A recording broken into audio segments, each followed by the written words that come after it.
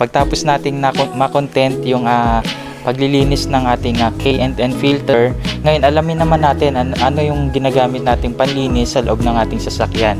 Ito yung VS1 protector. Yan. So makintab siya. For me, ang dami ko na rin na-try. The best ito for me, no? Mabango siya, tas makintab at na-preserve yung ating interior. So pwede itong spray sa rubber, plastic, vinyl, and leather materials. So more on leather yung ating interior ng ating sasakyan na tinawag kong Baymax car. Yan. Dahil combination siya ng black and white na cute. Cute siya kagaya ni Baymax. So halika, samahan niyo ako guys.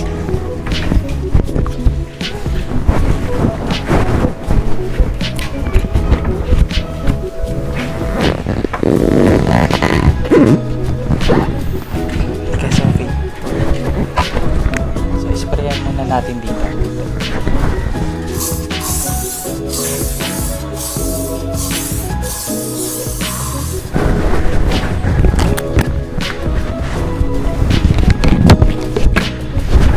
Then, dito na tayo, no?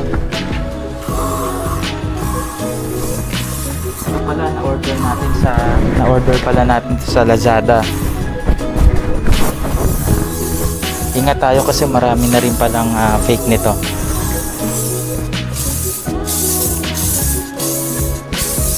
So naka-face mask tayo kasi masama rin sa kalusugan tong malanghap mo ng gusto yung amoy.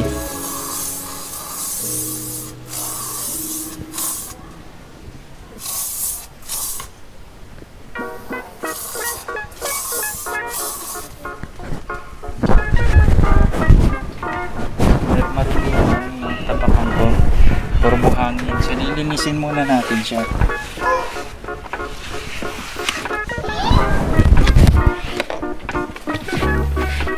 May mating ito nilinis ko lang guys, no. Mamaya ilalagay na natin.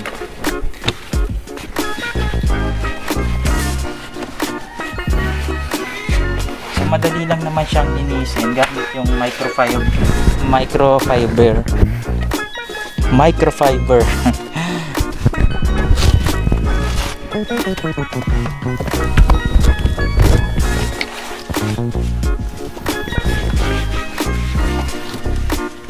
After nating malinis, so sprayan na rin natin.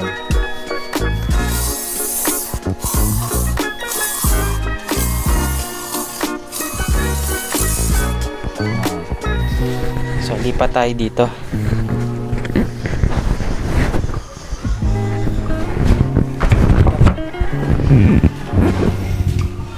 Lipat tayo dito.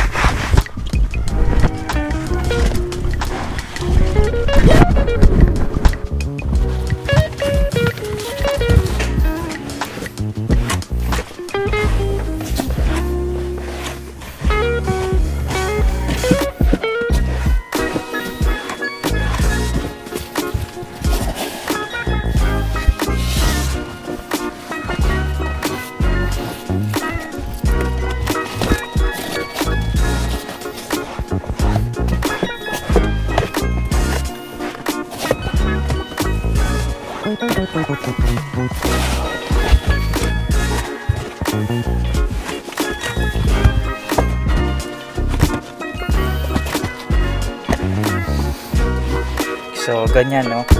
Nilinis muna natin bago natin applyan nitong VS1 protector. So, para maalis yung mga buhangin, yung mga dumi-dumi niya. Ayan. So, ngayong malinis na, pwede na natin siyang lagyan ito.